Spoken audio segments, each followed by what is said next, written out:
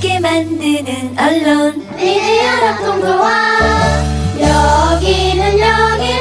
여기는 국민TV. 함께 만드는 언론 미디어 협동조합. 여기는 국민TV.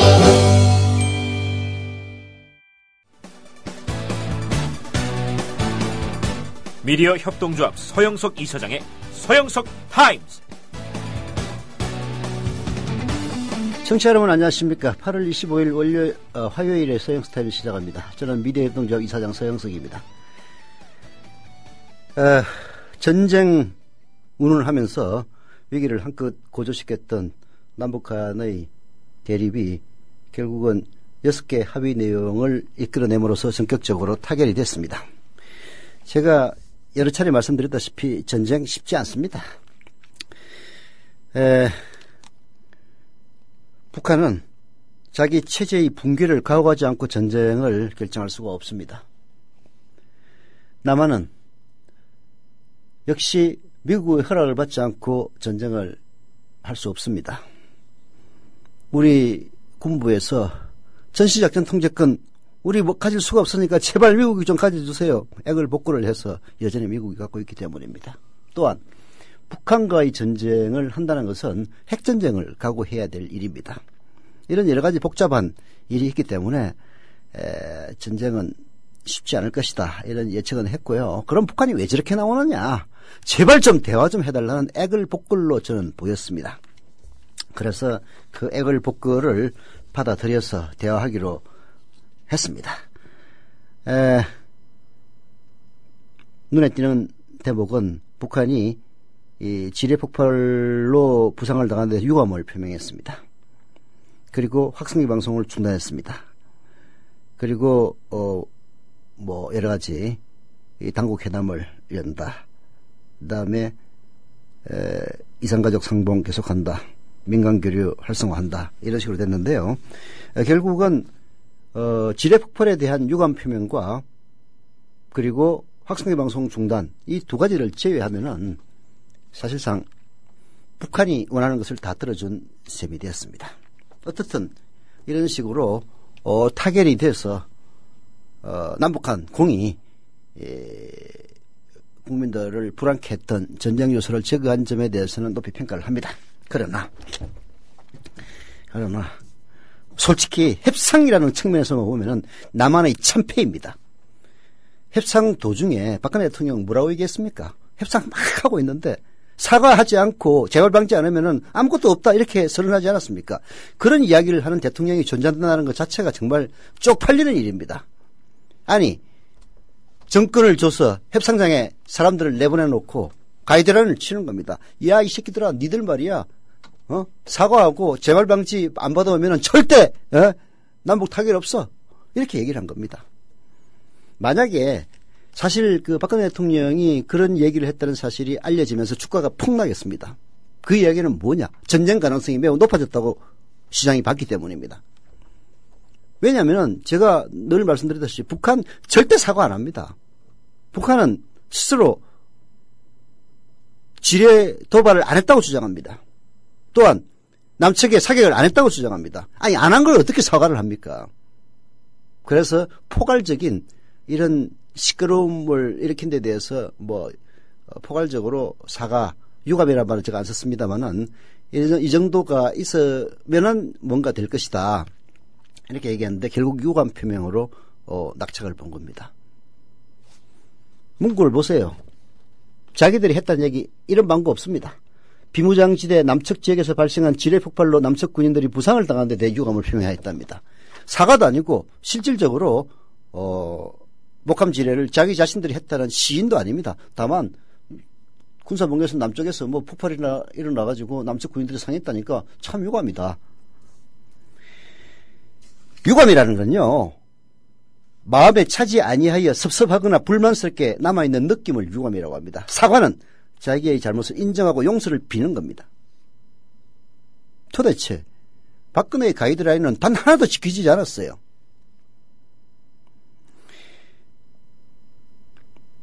결국은 협상장에 나가 있었던 김관진이나 홍영편지 뭐 잘 모르겠습니다만 홍용 뭐 어쩌고 통일부 장관 이름도 모르는 이런 정권이 도대체 제대로 된 정권입니까? 여하튼 그 인간들이 박근혜의 가이드라인을 갖다가 결국은 무시했기 때문에 타결이 된 겁니다.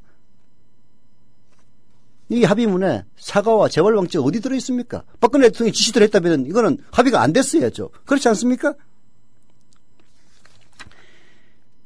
결국은 나라를 시끄럽게 해놓고 이렇게 해서 국민들에게 위기의식을 고조시킨 다음에 자기 지지세를 확보하기 위한 박근혜 대통령의 정치적인 목적은 달성됐는지 모르겠습니다만은 박근혜 대통령이 얘기했던 사과와 재벌방지는 전혀 없는 상태에서 결국은 북한이 원하는 남북 교류 이것만 잔뜩 들어준 겁니다. 그래서 저는 앞으로도 별로 희망이 없다고 봐요. 도대체 이제 남한은 대내외에 쪽팔리는 거 아무 신경 안 쓰는 정치 집단입니다. 박근혜 지지세가 회복된 것만 그걸 최대의 성과라고 생각할 거예요. 그러니까 북한이 요구하는 남북교류 절대 안 들어주지. 그냥 6개 합의 내용은 종일 휴지 조각이 될 가능성이 현재로서는 훨씬 높습니다. 더 쪽팔리는 일은요. 이런 겁니다. 그걸 잘했다고 떠드는 종편들입니다. 참 기가 막혀요. 기가 막힙니다. 아니 일본이 유감을 표명하면 미워받아 사과해라라고 하는 정권이 북한이 유감을 표명했더니 사과를 받아냈더라고 마스터베이션을 칩니다. 문재인이 대화로 해결하자고 하면 남남 갈등을 부추기는 종북발언이라고 합니다. 박근혜가 대화로 해결하자고 하면 대통령이 대응을 아주 잘하고 있다고 얘기합니다. 바로 종편에서 하는 짓거리들입니다. 남남 갈등을 부추기는 핵심 이적 세력은 바로 종편 방송들입니다. 아무리 봐도 저는 고위 당국자 접촉 6개 합의 내용을 봐도 엎드려 절박이고 사과 안 하면 아무것도 없다던 그런 칠푼이는 도대체 어디 갔는지 묻고 싶습니다. 극우 세력들은 뭐합니까? 북한 억지가 통했다고 지랄 연병을 해야지. 창피합니다. 창피해. 그거를 잘했다고 떠들고 있고 그리고요. 무려 2010년도에 NK 조선 즉 조선일보의 북한 관련 뉴스를 보면 이런 게 나옵니다. 평양의 젊은이들은 남한 방송을 너무 좋아해가지고 요즘 평양 젊은이들의 취향은 한국 드라마에서 미드로 옮겨가고 있다. 이런 식의 기사가 나옵니다. 평양의 젊은이들이 2010년에 이미 한국 드라마를 이미 졸업하고 미드로 취향이 올라갔다는 그런 얘기가 나옵니다. 그런데 무슨 대북 방송이 겨우 접경지역에 살고 있는 그런 사람들 몇 명이 하는 대북 방송에 무슨 효과가 있다고 그렇게 지랄 연병을 떱니까? 그런 방송에도 어쩔 줄을 모르고 쩔쩔매는 북한 3대 세습의 취약성 진짜 북한도 국가인지 나라인지 아니면 그야말로 쓰레기들의 집단인지 잘 모르겠긴 합니다만은 그런 집단을 두고 이따위로 자위하고 있는 이 정권도 참 한심하기 이럴 데 없습니다. 광고 듣고 시작하겠습니다. 주 기자님 지난 주말에 콘도 다녀왔는데 진짜 좋았대. 주 기자님은 콘도 회원권도 갖고 있나 봐요? 부럽다. 이번에 회원권 114 거래소에 의뢰해서 싸게 구입했다는데? 콘도 회원권은 비싸지 않아요? 회원권인데? 근데 이 콘도 회원권이라고 다 비싼 게 아닌가 봐. 회원권 114에 알아보니까 종류도 많고 다양한 상품들 엄청 많던데? 그러면 우리도 봄 여행 한번 알아볼까요? 콘도는 회원권 114에서 구입하고요. 02-544-6114번 02-544-6114번 회원권 114는 인터넷과 모바일 앱에서도 검색할 수 있습니다. 콘도 회원권 거래는 회원권 114 02-544-6114번으로 바로 전화해보세요. 지상철 조합원 신청 광고입니다. 강화대교 앞에서 개념 부부가 만드는 개념 곰탕 연지연 곰탕. 연지연이란 가마솥의 장작불로 온종일 구워내는 곰탕을 서로 나누어 이어지는 인연이란 뜻입니다. 연지연 곰탕이 민주주의를 열망하는 조합원 여러분과 국민의 건강을 책임지겠습니다. 곰탕 포장 판매는 한 팩 800g에 7,000원이며 7팩 이상은 무료 배송으로 드립니다. 연지연 곰탕은 강화대교 입구에 위치해 있습니다. 단체 주문 예약 및 포장 주문 전화번호는 010-7252-1114, 010-7252-1114, 031-989-9968. 조합원 단체 예약은 10% 할인해드립니다.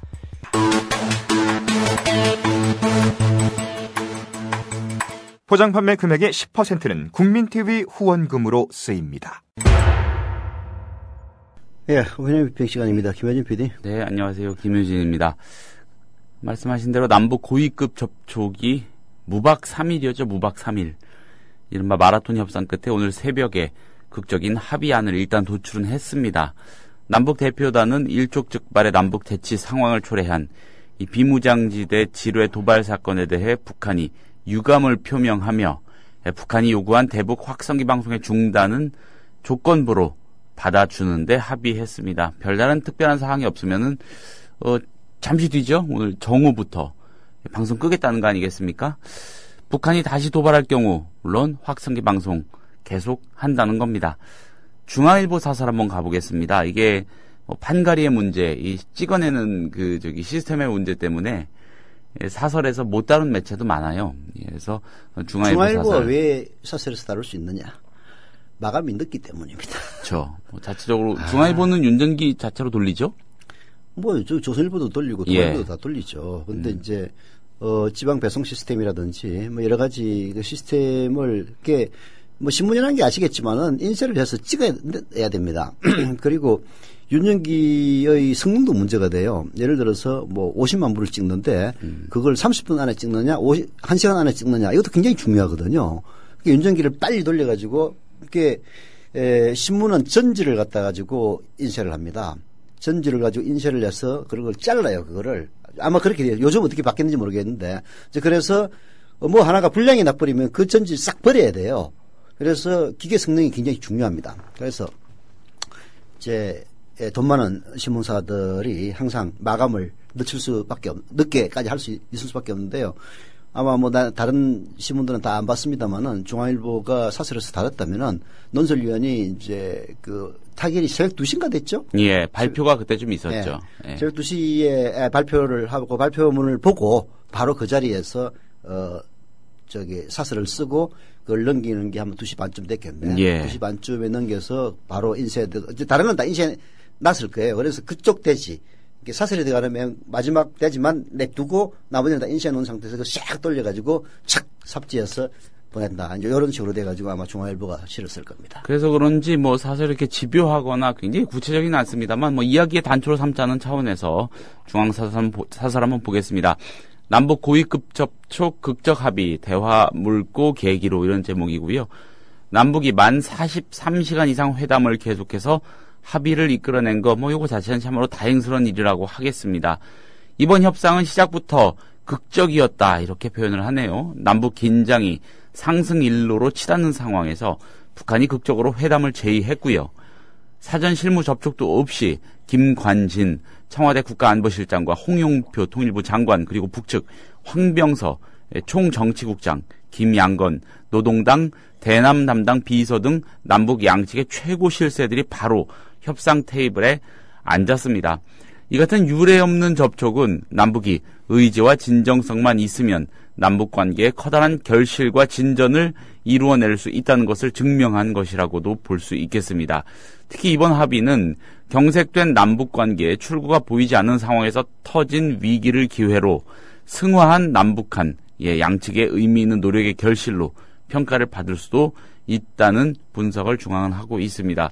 아울러 남북 양측은 이번에 합의한 대로 서울 또는 평양에서 개최될 당국회담에서 진정성 있는 노력을 기해서 남북관계를 개선하는 데 노력해야 할 것입니다. 특히 박근혜 대통령이 강력하게 의지를 밝힌 이산가족 상봉을 위해서 9월 초에 열릴 적십자 실무 접촉에서도 노력을 기울여야 하겠죠. 우리 정부가 북한의 도발에 단호함을 보인 것도 이번에 북한의 태도 변화를 이끌어내는 데 큰 역할을 했다고 중앙은 평가를 일단 나름대로 하고 있습니다. 하지만 그 단호함은 결국 전쟁을 위한 게 아니라 한반도 평화를 위한 것임을 잊지 말아야 한다. 이렇게 당부도 하고 있네요. 예. 얼굴에 금칠을 하는구만. 이거는요, 북한이 전쟁을 담보로 남한을 협박해서 남한이 결국은 굴복했다. 저는 그렇게 평가를 합니다. 왜 그러냐면은 남한은 쉽게 얘기해서 북한을 상대로 극우들은 뭐 북진 통일을 주장하고 있습니다만은 전쟁을 하기가 쉽지 않습니다. 아까 얘기했지만은 우선 전시작전 통제권을 우리가 갖고 있지 않습니다. 그래서 미국이 노 하는 이상 절대 전쟁 못 해요. 이거는 이게 전쟁도 불사해야 되는 그런 국가와의 외교에서 치명적인 약점입니다. 북한은 언제든지 전쟁을 할 수가 있거든. 그럼 자기들은 전시작전 통제권은 김정은이 갖고 있습니다. 우리는 없어요. 그래서 우리는 기본적으로 북한의 벼랑끝 전술에 취약할 수밖에 없는 특성을 지닙니다. 왜? 전시작전 통제권이 없기 때문에 그런 거예요. 근데 다행히 우리 군부들 하는 꼬락서니 보니까 전시작전 통제권이 우리한테 없길래 망정이지 있었다면은 진짜 대한민국 국민들의 생명을 담보로 무슨 짓을 할지 좀 걱정되는 그런 측면도 있긴 있더라고요. 첫 번째는 그거고 두 번째는 우리가 북한을 상대로 취약할 수밖에 없는 것은 북한은 핵을 갖고 있기 때문입니다. 물론 핵무기가 어느 수준인지는 몰라요. 그러나 갖고 있는 건 분명해요. 어디까지 발사를 제대로 해가지고 터뜨릴 수 있는 뭐 그 탄두 그런 건 우리가 몰라. 그러나 그렇죠. 핵이 존재하는 것 자체는 전쟁을 각오하려면은 즉 김정은 체제를 무너뜨리려면은 핵 발사를 감수하지 않으면은 전쟁하기 어렵습니다. 그래서 남한은 기본적으로 벼랑끝 협상에서는 약할 수밖에 없는 존재입니다. 핵이 세긴 세군요. 그렇죠. 아니 너 죽고 나 죽자라고 그렇게 하면은 뭐 없는 놈이야. 아니 나 죽으면 그만이야. 하지만은 있는 자들은 겁나는 겁니다. 솔직히 얘기해서. 게다가 남한 얼마나 취약합니까? 경기도 안에 인구의 절반과 그리고 국부의 3분의 2가 집중돼 있어요. 경기도만 착살내버리면 남한은 그냥 날아가는 겁니다. 솔직히 수도권, 얘기해서. 서울, 경기. 그렇죠. 서울, 경기, 인천에 인구 합치면 그 2,500만 가까이 됩니다. 5천만 인구에서 절반이 거기 있어요. 그래서 이런 협상은 우리가 약할 수밖에 없는 겁니다. 근데 한심하게 박근혜 대통령이 뭐라고 얘기했습니까? 한참 협상하고 있는데 사과 안 하고 재발 방지 안 하면 절대 안 된다라고 얘기하지 않았습니까? 그래서 그 협상문에 사과를 했습니까? 사과 안 했습니다. 사과와 유감은 달라요. 늘 얘기하지만은 일본이 유감을 표명하면 비협하다 사과하라고 주장하는 정권이 바로 이 정권입니다. 북한이 유감을 표명하니까 사과 받아냈다고 지금 마스터베이션 하고 있는 겁니까? 쪽팔린 줄 아세요. 재발 방지 안 했습니다. 에도 불구하고 북한이 요구하는 거는 다 들어줬어요. 북한은 남한과의 교류를 강하게 원합니다. 아마 중국이나 러시아로부터 받아들일 데는 한계가 있나 봐. 그래서 김대중 노무현 정권 때 그게 개성공단부터 시작해가지고 그런 것들이 결국은 저는 북한 정권을 존먹는 북한 체제를 존먹는 거라고 봅니다. 진짜로 햇볕 정책이에요. 근데 당장은 현금이 필요하니까 개성공단 월급도 올려주고 하면 일단 돈이 글로 들어가지 않습니까? 그게 이제 북한으로서는 강력하게 필요했던 모양이죠. 그래서 이명박이 때는 도저히 입금도 안 들어가니까 박근혜 때는 좀 기대를 하고 있습니다. 여전히 말로는 남북교류 하면서 현실로는 똑같은 짓을 하니까 이렇게 전쟁을 담보로 협박 공갈을 해가지고 결국은 받아낸 거다. 이렇게 볼 수가 있는 겁니다. 아니, 그걸 가지고 지금 박근혜 잘했다고 얘기하는 걸 보면은 진짜 양심에 털난 놈들이에요. 창피한 줄을 알아야 됩니다. 이렇게 온 국민을 갖다가 공포 속에다 몰아놓고 그래가지고 기후와 함께 북한이 유감 표명 진짜 극우 세력들이라면 박근혜 집 청와대 앞에 가지고 데모해야 됩니다. 이런 걸 가지고 사과라고 자위하느냐고. 말도 안 되는 소리라고 자빠졌어요. 물론 저는 이런 타결을 이끌어낸 데 대해서는 다행스럽게 생각합니다. 높이 평가는 안 해요. 결국 북한 하자는 대로 다 해준 겁니다. 무슨 높이 평가할 게 뭐가 있습니까? 아니, 이 6개 합의안 중에서 도대체 북한이 뭐 사과를 했습니까? 재발 방지를 약속을 했습니까? 그리고 자기가 했다는 얘기도 없어요. 남측에서 일어난, 남측 장병들이 지뢰 폭발로 사고를 당한 데 대해서 유감을 표명한 겁니다. 평양에서 교통사고가 난 데 대해서 유감을 표명한 겁니다. 교통사고를 우리 국정원에서 일으켰습니까? 그걸 가지고 잘했다고 떠드는 걸 보면은 진짜 양심에 털난 놈들이고 부끄러움을 모르는 인간들이에요. 이건 박근혜 정권이 쪽팔린 줄 알아야 됩니다. 창피하게 생각해야 돼요. 사과라는, 그러니까 이런 현안, 이런 사태와 관련해서 북한으로부터 사과라는 워딩의 레토릭을 이끌어내는 거는 사실 어렵겠죠. 아니, 어려운데 그 사과를 하고 재발 방지 안 하면은 타협은 없다라고 주장한 사람, 협상 도중에 주장한 사람이 누굽니까? 박근혜 대통령 아니에요? 그럼 박근혜 대통령 얘기대로 하면은 이런 타결하면 안 되지.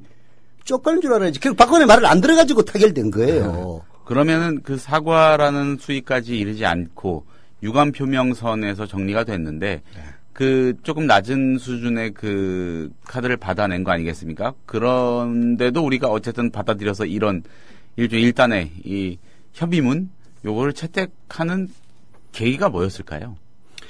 이산가족. 그게 이제 이런 거죠. 우리 전쟁을 할 수가 없습니다. 여기서 만약 이제 타결이 안 되면 전쟁이에요. 전쟁입니다. 북한이 우리한테 타격할 것 아닙니까? 그러니까 우리가 주체적으로 공격은 못하지만은 북한이 공격하면 그 자위권 발동은 어느 뭐 전시작전 통제권 합의가 없어도 할 수 있는 겁니다. 이 상태에서 만약에 또 쏘면 그건 정말 전쟁이죠. 전쟁이죠. 네.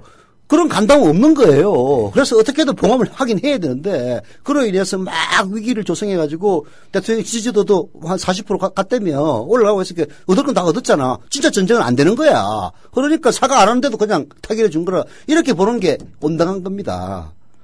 이 김관진 실장 그리고 저쪽에서 김양건 뭐 황병서 이런 사람들이 나왔으니까 대통령을 빼면은 관련한 사안에 대해서는 가장 힘이 센 실권자들, 실세들이라고 하지 않습니까? 결국 양쪽 정상의 아바타들이 간 건데 여기에 뭐 북한 측에 대해서는 중국이, 우리 측에 대해서는 미국이 개입을 아예 안 하진 않았을 거란 말이죠. 했겠죠. 어떤 식으로든 그 협상 과정에서 계속 메시지도 집어넣고 그랬겠죠. 그걸 다 접수해서 어쨌든 양측의 두 사람들이 제가 한 얘기를 게임을 한 걸 텐데. 제가 한 얘기를 네. 우리가 주체적으로 전쟁이 불가능하다. 전시작전 통제권을 미국이 갖고 있기 때문에 그리고 전쟁을 하려면 핵전쟁을 갖고 해야 된다. 이 두 가지 문제를 아마 미국 측이 한국 정부에 압력을 넣었을 수가 있습니다. 야, 니들 전쟁 진짜 할 거야? 우리는 못해. 우리 못해. 미국은 철저하게 자기 국익에 따라서 전쟁을 하는 나라입니다. 이라크 전쟁은 보십시오.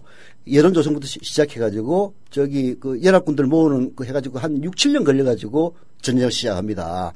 이게 우발적으로 일어나는 걸 싫어해요, 미국은. 미국은 전시작 통제권을 게다가 작전 통제권까지 자기가 갖고 있는데 전쟁 안 된다고 분명히 얘기했을 겁니다. 책임져 줘야 되니까요. 그렇죠. 전쟁 안 된다고 얘기했을 거예요. 그리고 야, 전쟁해가지고 저 미친놈들이 핵무기라도 발사해가지고 팽택에다 하나 떨어뜨리면 우리 군인도 몇만 명이 그대로 몰사하는데 절대 안 돼.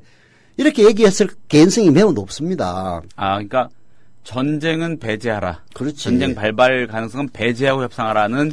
근데 사과 안 하면 뭐 안 된다고 하니까 일단 협상이 안 됐을 거예요. 그래서 오래 끈 겁니다.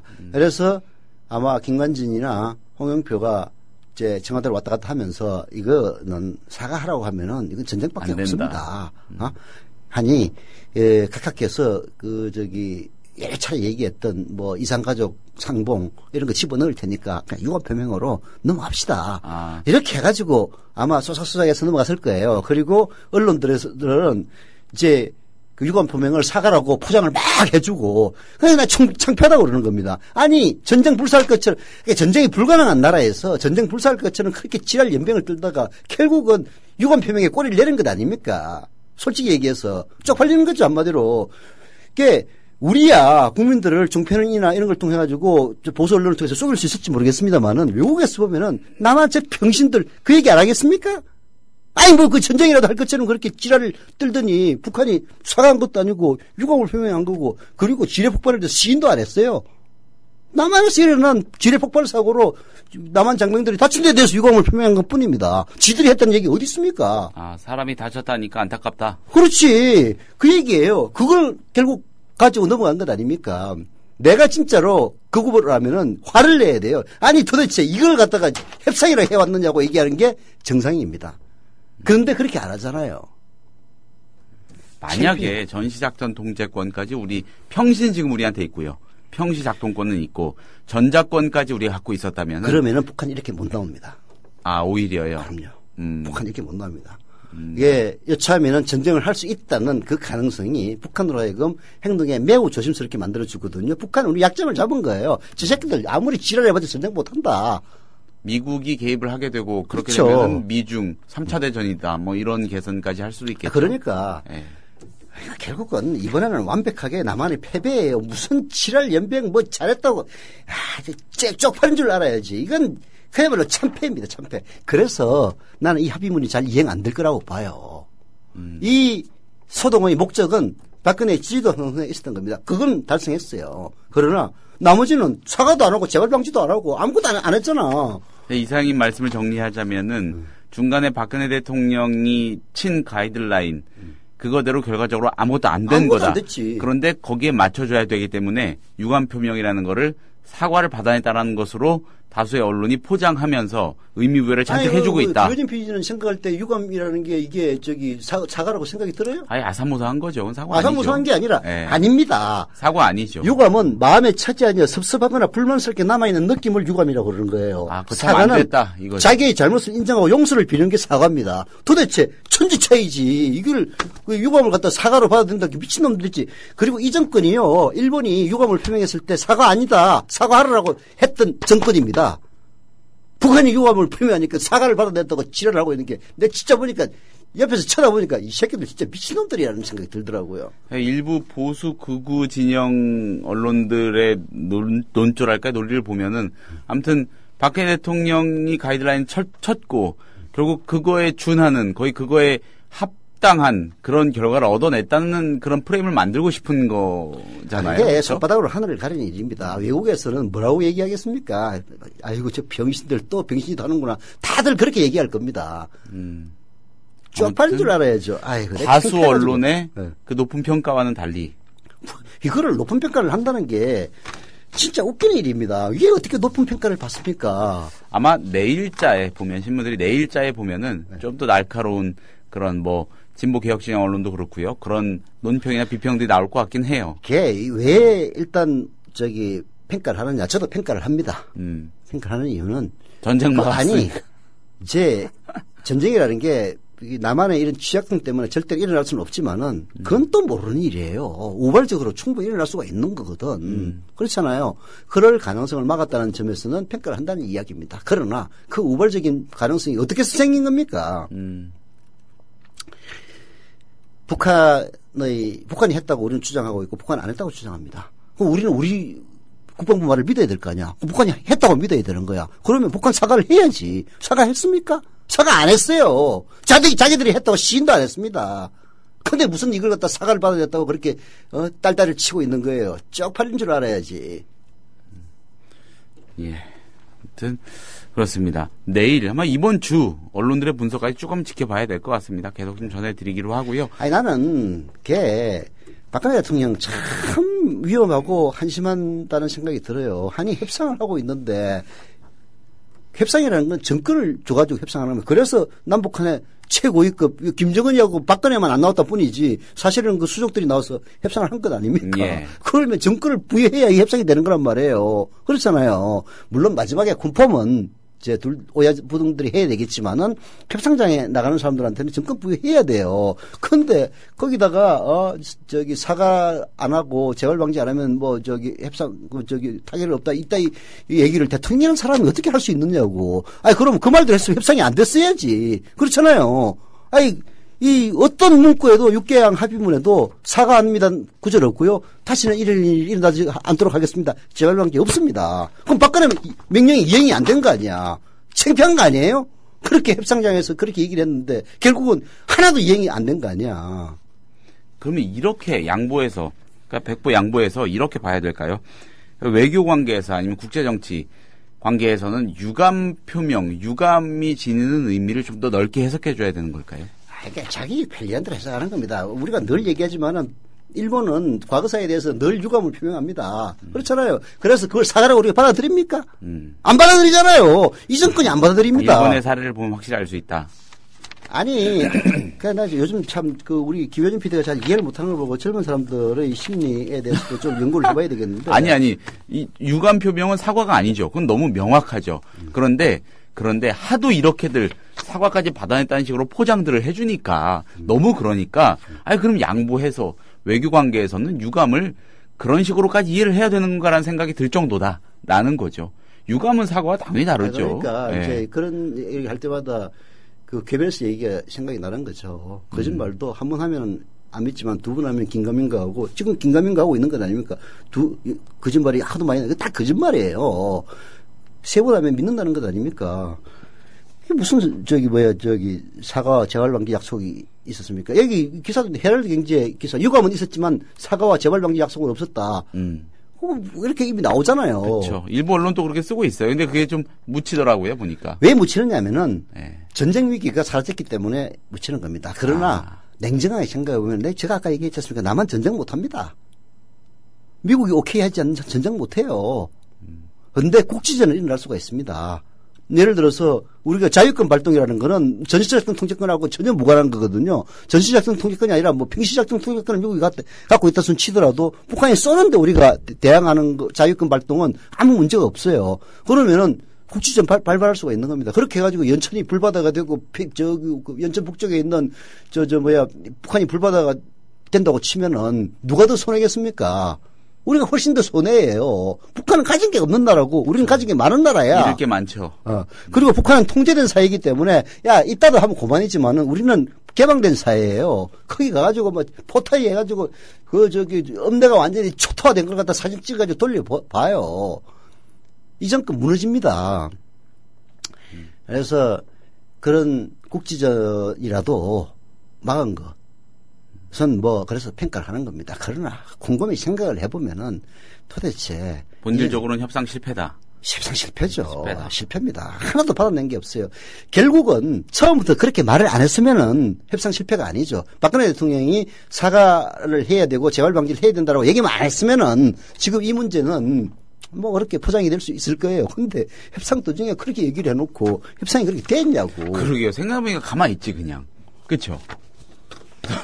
그게 얼마나 칠푼입니까? 김영삼 대통령이 박근혜 대통령을 칠푼이라고 하긴 해서 이해가 가요, 이제는. 그리고 생각해보니까 간단한 일이 차라리 가만히 있었으면 더 평가를 받을 수 있었을 텐데. 아무튼 그렇습니다. 정도로 하고 이 보수 진영의 팡파르의 이면의 얘기로 한번 넘어가 보겠습니다. 고용노동부가요. 이 사용자 편에 서서 총대를 메고 친기업적 노동시장 개편을 밀어붙이는 사이에 노동법의 기본 질서가 곳곳에서 무너지고 있습니다. 대기업, 공공기관 가릴 것 없이요. 법을 무시하는 행위가 도를 넘고 있는 겁니다. 최근의 상황은 노동부의 존재 이유를 묻고 싶을 정도다 이런 얘기도 나옵니다.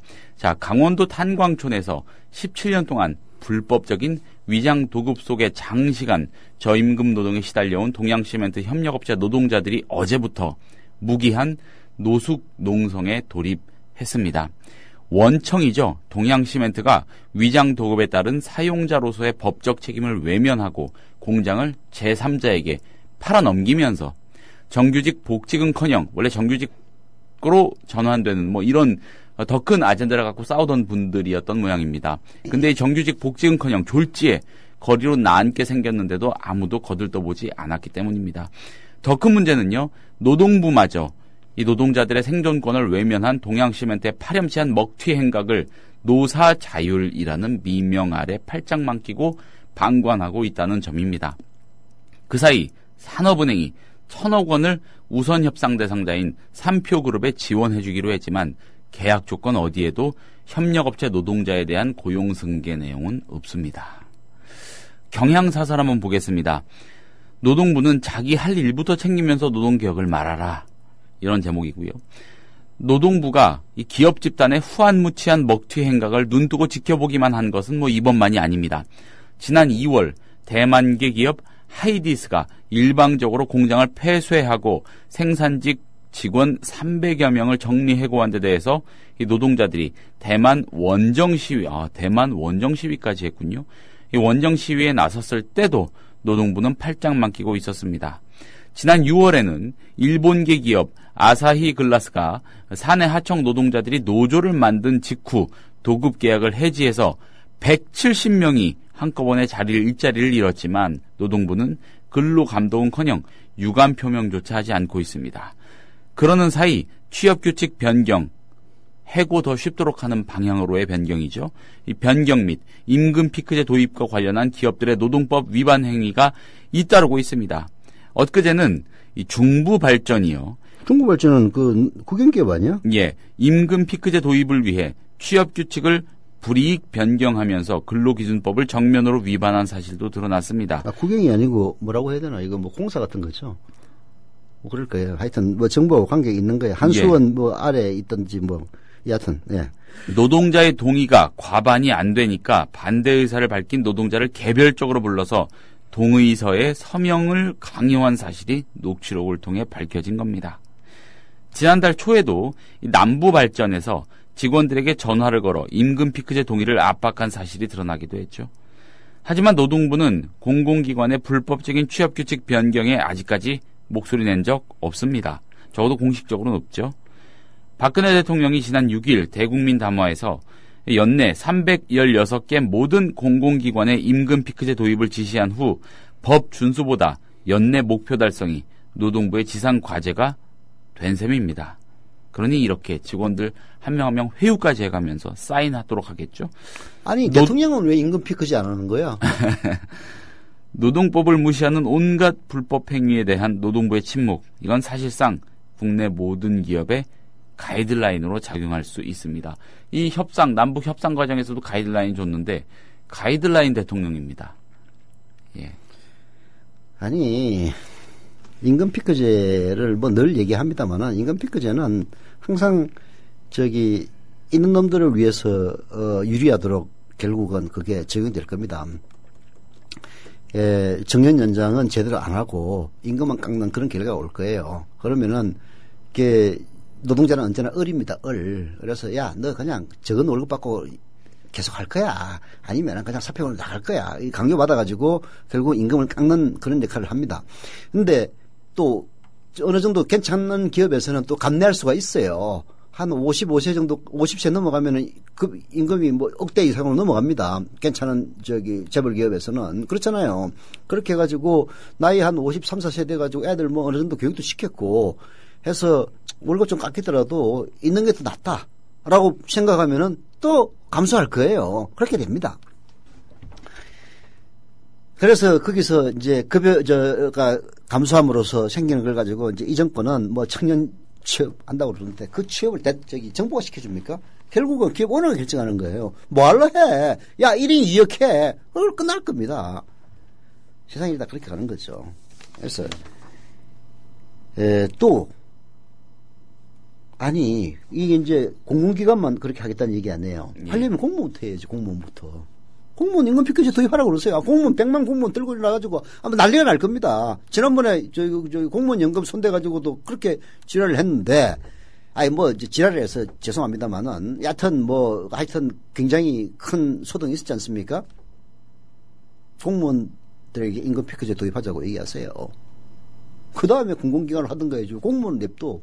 공무원 왜 냅두는 거야? 공무원을 하라는 얘기가 아니고 대통령이 그런 얘기를 하려면은 자기도 공무원 아닙니까? 공무원부터 먼저 하라고. 대통령부터 하라고. 대통령 급여를 갖다가 50세에는 어느 정도 받도록 해가지고 깎아가지고 지금쯤 연봉 한 5천만 원에 하라고. 장관들도 그렇게 하란 말이야. 그런 다음에 뭐 하든가 말든가 하면은 뭐 그것도 말이 안 되는 얘기지만 최소한 진정성이라도 있다고 그러지. 취대를 안 하고. 공공기업부터 하는 게 말이 돼요? 박근혜 지시 하나 때문에?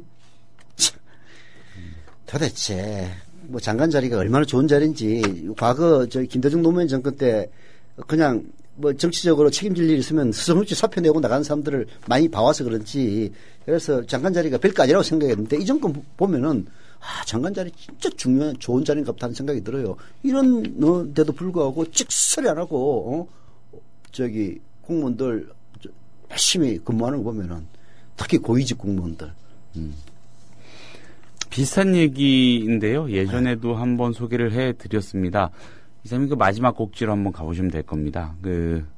단도직입적입니다. 이분의 글은 언제나 단도직입적이어서 좋아요. 비정규직 노조연대회의 오민규 정책위원, 경향신문에 기고를 고정 칼럼을 기고하는데 오늘 글 인상적이어서 한번 소개해 드리려고요. 조금 깁니다만 다 한번 좀 들어보시면 좋을 것 같습니다. 제목 이렇습니다. 재벌에게 책임을. 예. 자, 지난해 한 해 20조 원의 당기 순이익을 기록했지만 정규직 고용은, 기업들의 정규직 고용은 고작 5천여 명 늘어났습니다. 예. 자, 다시 한번 정리해 드릴게요. 자, 지난 한 해 20조 원의 당기 순이익을 기록했지만 이 당기 순이익이라는 건 말 그대로 다 하고 남는 돈이죠. 예. 정말 엄청 벌어들인 겁니다. 20조 원 당기 순이익을 기록했지만 정규직 고용은 고작 5천여 명이 늘어났습니다. 이게 어디 얘기일까요? 우리나라 1위 재벌인 삼성그룹의 18개 상장 계열사들 얘기입니다. 이들 18개 상장사의 감사 보고서 그리고 고용 형태 공시 제도에 따라 공개한 수치를 바탕으로 계산한 것입니다. 계약직과 간접 고용 등 비정규직은 7천여 명 늘어났으니 비정규직을 합해도 고작 12,000명의 고용 증가에 불과합니다. 그나마 늘어난 고용의 대부분은 삼성전자에서 발생할 뿐 나머지 기업들의 성적표는 형편없습니다. 이 3조 원대의 당기 순이익을 기록한 삼성생명보험은 정규직 1,125명, 비정규직 543명이 는 게 아니고 줄었습니다. 오히려 구조조정을 한 것으로 보입니다. 최근 합병한 삼성물산과 제일모직 역시 각각 3천에서 4천억 원의 당기 순이익을 기록했지만 정규직 고용에는 큰 변화가 없는 반면 비정규직만 4천에서 6천 명씩 늘었답니다. 자, 2위 재벌 현대차 그룹 사정은 좀 나을까요?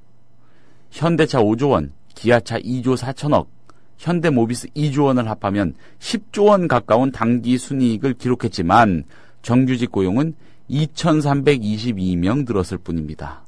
그 중에서도 현대차는 정규직이 1,546명 늘고요.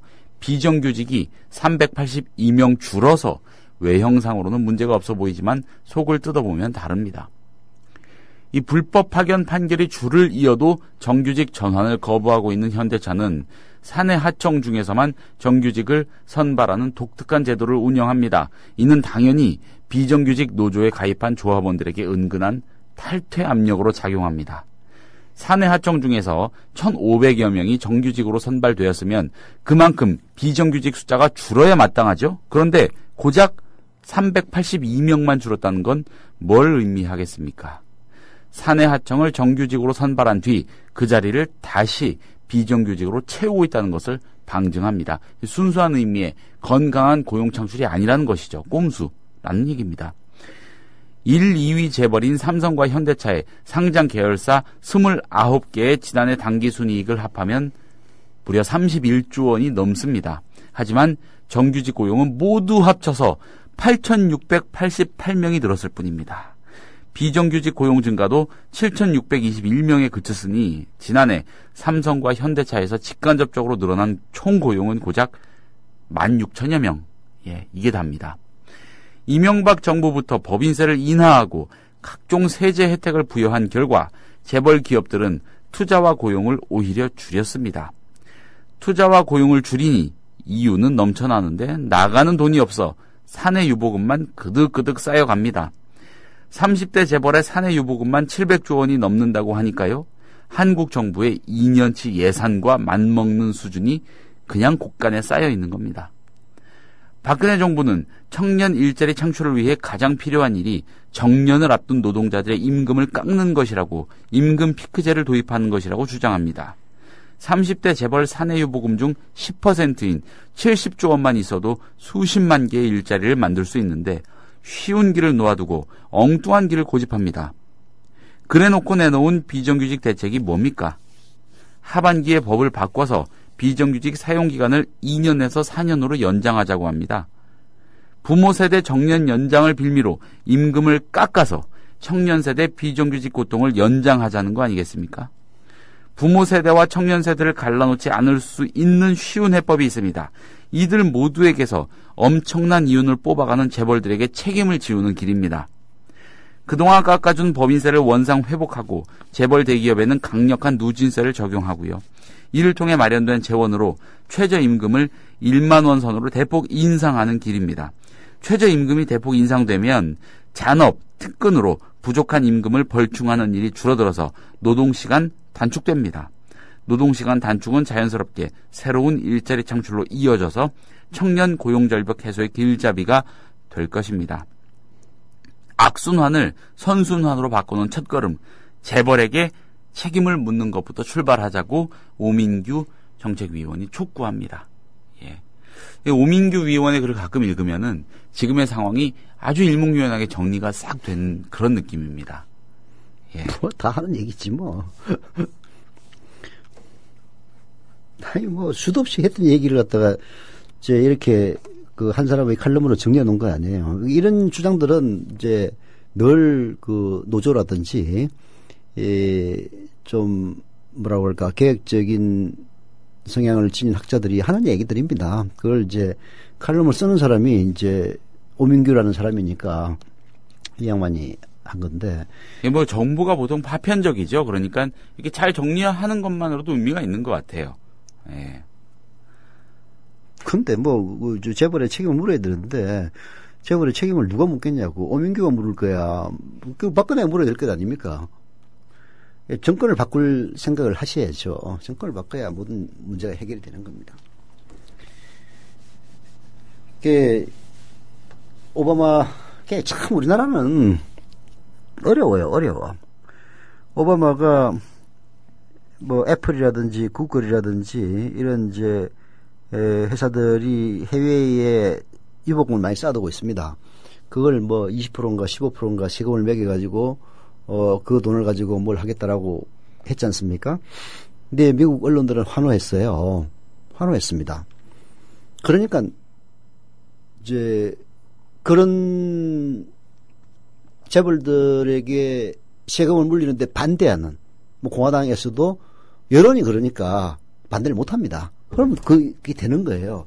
만약에 정권이 바뀌어 한국에서 재벌들의 사내유보금이 700조 원이 넘으니까 그중에서 30%만 세금으로 해가지고 그걸 재원으로 해서 뭔가를 하자. 그렇게 해서 법안을 제출했다고 해보십시오.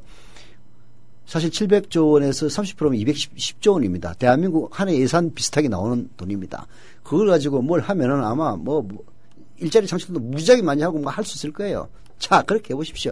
무슨 대한민국이 공산주의 사회냐부터 시작해가지고 온 언론이 들고 일어나도 지랄 연병을 들 겁니다. 그러면은 그 어리석은 또 국민들은 그런가 보다. 우리 북한처럼 되는구나. 북한처럼 되는 것 같다. 또 반대합니다. 그래가지고 안 돼요. 자.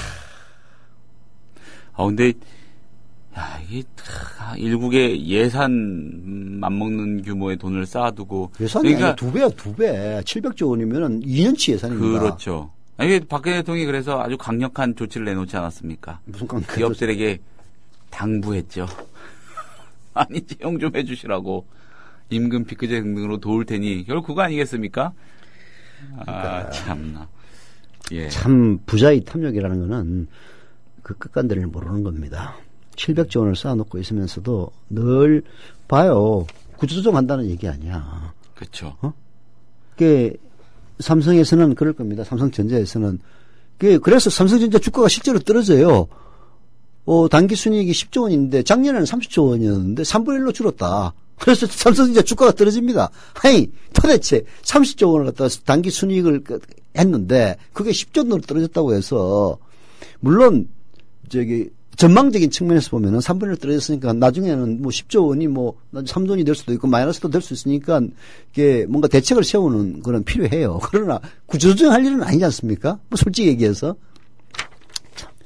그러니까 사회 입장에서 보자면 사회하면 시민사회 입장에서 보자면 기업은 참 존중해야 될 대상이지만은 믿어야 될 대상은 아니잖아요. 사실 그게 어떤 좀 비판적인 인식의 출발점인 것 같은데 그렇게 배웠는데 그 인식 자체가 우리나라에서는 전복되기가 굉장히 어려운 것 같습니다.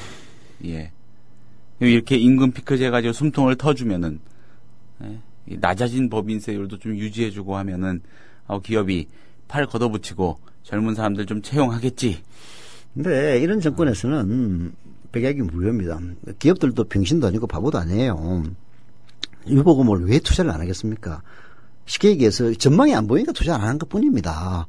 그리고 없으니까. 경기가 어려워질 때를 대비해서 현금을 갖고 있는 거예요. 이게 IMF의 기업들은 굉장히 일종의 트라우마입니다. 그때 흑자부터 난 회사들 굉장히 많거든요. 회사는 잘 굴러가는데 네. 현금이 없어가지고 결국은 망한 기업들이 많이 있다고. 장부상으로만 흑자인 경우들. 그래서 사내유보금을 쌓아두는 겁니다. 위기에 대비해서.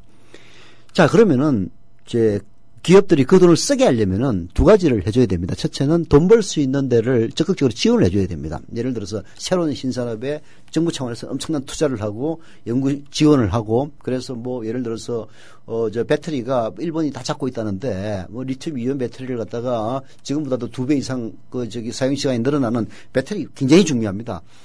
그렇게 천문학적인 이익을 남기는 애플과 그 다음에 삼성전자에서 최고의 고민은 배터리예요. 최고의 고민은 배터리입니다.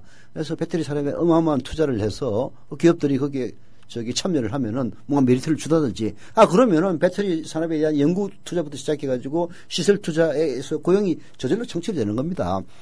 뭐 예를 들어서 로봇 산업이 앞으로 미래 산업이다 해가지고 뭐 로봇 산업에 대해서 정부가 대대적인 투자를 하고 여기에 투자를 하는 기업에 대해서는 뭐 세제 혜택을 주고 이런 식으로 해가지고 투자도록 만들어주는 게 제일 급선무입니다. 그렇잖아요. 두 번째는 경기 전망의 불투명성을 제거해 주는 겁니다. 그게 말하자면은 복지예요, 복지. 지금은 부의 양극화 때문에 1%를 제외하고는 구매력이 없어요. 구매력이 없어. 그러니까 국내에서 뭘 하더라도 안 되는 거야. 안 됩니다. 아니, 사먹을 사람들이 돈이 있어야 되는데 돈이 없잖아요. 그러면은 세금을 좀 걷어가지고 정말 극빈계층에게는 현금을 아예 그냥 나눠주고 그 다음에 아까 뭐 얘기했지 최저임금을 만원으로 대폭 인상해주고 이런 식으로 해서 저소득층이 돈을 가지게 해서 돈이 굴러가면은 자연히 소비가 늘어나고 기업들도 숨통이 트이는 겁니다. 그럼 경기 불투명성이 제거되는 거죠. 그러면 기업들이 투자를 합니다. 그렇잖아요. 이런 기본적으로 해야 될 일은 하나도 안 하고 기업들이 이런 어려운 경기 전망 속에서도 어떻든 현재 99%를 갖다 쭉 짜가지고 인건비를 갖다가 절약해서 돈 벌 수 있는 방법만 계속 해주는 겁니다. 그래서 거기에 대해서 지랄을 하니까, 그럼 뭐 지랄 안 할 거야? 그걸 정책으로 내놔. 그러니까 그거 깎아가지고 뭐 청년들 일자리를 해준다는 등 그런 말도 안 되는 얘기를 하고 자빠진 겁니다. 그게 쏘가 넘어갑니까? 그런 정책에 대해서 여론조사 해보세요. 이제 요즘 젊은 사람들 안 쏘가 넘어가요. 그거 뭐 다 불신한다는 얘기가 뭐 지난번에 어디 보니까 대부분이더만. 젊은 사람들은 안 쏘가 넘어가는데 왜 이럴까요? 계속 정책은. 젊은 놈들이 투표를 안 해 그런 거지. 그거는 뭐 한 개인이 투표를 하느냐 마냐는 하나도 중요한 일이 아닙니다. 내가 뭐 놀러 가면 놀러 가는 거지. 그러나 그런 생각이 중첩돼 가지고 모두가 투표를 안 하면은 그 무시받을 수밖에 없는 거예요. 뭐 누가 그거 잘 해놨잖아. 유럽의 대학생들이 대우받는 이유가 뭐냐고. 대학생들의 투표율이 80%에 80%. 평균 투표율이 80%입니다. 그러니까 얘네한테 잘못 보이면 우리 배지 잃는다. 뭐 이게 딱 되니까, 그죠? 그렇죠. 근데 더 웃기는 거는 노인네들의 사실은 이제 인구도 점점 많아지고 역전 현상이 벌어집니다. 애를 많이 안 나니까 10대, 20대 숫자의 인구는 줄고 60대, 70대 인구는 늘어나요. 그러면은 노인들을 위한 정책을 해야 될 거 아니야. 베를루스코니는 그래도 노인 포퓰리즘을 해가지고 정권을 유지했던 놈이에요. 대한민국은 안 해도 돼. 무조건. 그래도 박정희 딸인데 잘해줘야지. 이딴 소리 하고 있으니 참 진짜 늙으면 죽어야지라는 얘기가 나오는 겁니다. 그리고 이번에 뭐 전쟁 위기가 났을 때 어쩌고 저쩌고 우리가 젊었을 때 피를 흘려 어쩌고 저쩌고 했는데 거짓말이야. 85세 이상 된 노인네들이 그런 얘기하면 맞는 얘기지만은 지금의 70대들은요 아닙니다. 6.25 안개끈 세대예요. 70대면 그런가요? 60대 이렇게 6.25를 5살 6살 때 겪은 사람이 지금 65년 전에 전쟁이 일어났어요. 그렇죠. 70살이면은 5살 때 75살이면 10살 때 전쟁을 겪었어. 무슨 5살 10살 때 자기가 피를 흘려서 나라를 지켜. 말도 안 되는 소리지. 최소한 85세는 돼야 20살이니까 피를 흘려서 나라를 지켰다고 할 수가 있지. 75살은 숨구라야 뻥이야. 전쟁 같은 소리하고 자빠졌어요. 아무튼 그렇습니다. 네. 지난해 참 삼성, 현대 다 합쳐서 정규직 고용이 8,688명. 아, 진짜 조금 뽑았네요. 이게 기업들을 이제 그 자체를 이런 기업의 뭐라 그럴까 도덕성 실종을 얘기하는 겁니다만은 이걸 욕할 것도 없어요. 기업이라는 건 늘 그렇습니다. 물론 이제 오너의 이익을 위해서 봉사한다는 게 한국 재벌들의 가장 큰 문제이긴 합니다만은 그래도 기업은 자기 생존을 위해서 움직이는 겁니다. 아무리 오너를 위해서 봉사한다고 치더라도 그 오너가 시키는 대로 하면 회사가 망하면 그렇게 안 갑니다. 그렇잖아요. 왜 안 느리겠습니까? 느리면은 이익이 줄어들기 때문에 안 느리는 것 뿐이에요. 왜 느리면 이익이 줄어드는 걸 지금 이렇게 환경을 만들어 놨냐고. 결국은 경기지방이 불투명하기 때문에 그런 것 아닙니까? 삼성전자마저 우리 미래를 불투명하게 보는 거예요. 그렇게 사람 안 뽑는 겁니다. 돈을 자꾸 쌓아놓고. 그게 이제 뭔가. 예비 실탄. 그렇지. 이거죠. 이제 뭔가 문제가 생기면은 망해서는 안 되니까. 그렇잖아요. 그게 기성전 박근혜라고 결론은 박근혜 정권의 무능 때문에 이 모든 것이 생긴 겁니다. 그런 정권을 뽑아놓고 해내를 하고 있는 영감탱이들 보면 진짜 나도 이제 내년부터는 60대 쯤 들어가지고 영감 반일에 요즘 60대는 젊은이라고 그러기는 하더라마는 여하튼 이제 들긴 합니다만은 진짜 한심한 거예요. 한심한 겁니다. 예. 자, 서영타임스 오늘 수는 여기서 마치겠습니다. 들어주신 여러분 감사합니다.